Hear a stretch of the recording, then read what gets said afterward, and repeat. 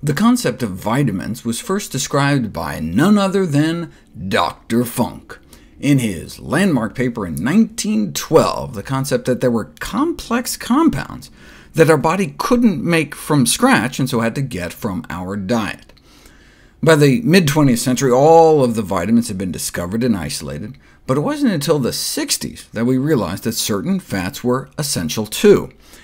In 1929, the necessity for fat was definitively settled in the diet of the rat. But when one of the researchers tried a 99% fat-free diet on himself for 6 months, ironically, he felt better. His high blood pressure went away, he felt more energetic, his migraines disappeared. This one-man experiment fortified the medical profession's doubt that essential fatty acids had any relevance to human nutrition, until TPN was developed in the 1960s, total parenteral nutrition, meaning feeding someone exclusively through an IV, initially developed for babies born without working intestines. But the first preparations were fat-free, because we didn't think humans needed fat, and so they rapidly induced severe essential fatty acid deficiencies, ultimately convincing the medical community that some fats are indeed essential. They started out using safflower oil, but as they discovered in a young girl they were giving it to after an abdominal gunshot wound, we don't just need fat, but specific fats like omega-3s, and so when they switched to soybean oil, instead she was restored to normal.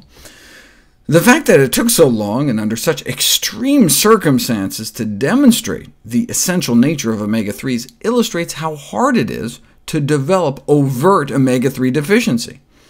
Of course, the amount required to avoid deficiency is not necessarily the optimal amount for health. A spoonful of orange juice worth of vitamin C would be enough to avoid scurvy, the overt vitamin C deficiency disease. But no one considers that enough vitamin C for optimal health. What would optimal omega-3 status look like? Well, doubt has been cast on their role in heart health, which appears to be based on a faulty premise in the first place, and so taking extra omega-3s for our heart might not make any sense. But what about for our baby's brain?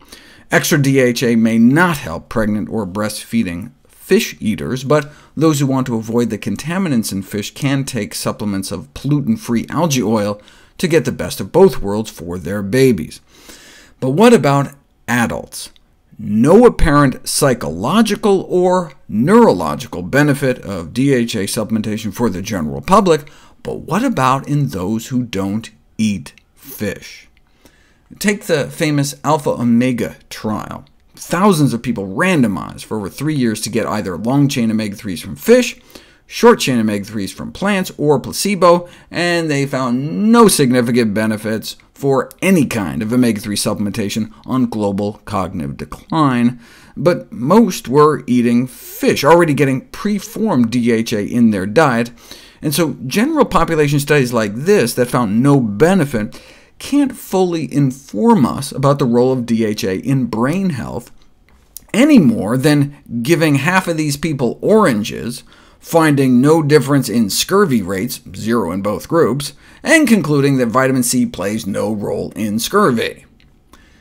In 2013, for the first time, DHA supplementation was found to improve memory and reaction time among young adults who rarely ate fish. Previous randomized controlled trials failed to find such a benefit among 18 to 45-year-olds, but they all only lasted a few months at most, whereas the 2013 study lasted 6 months. So if all the studies either showed no effect or a positive effect, one might give it a try.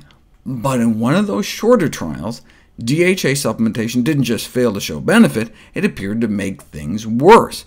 After 50 days, those who consumed the DHA had worse memory than those taking the placebo.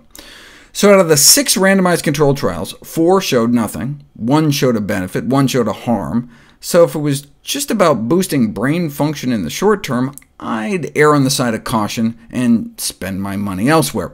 But what about preserving brain function over the long run? I'll address that next.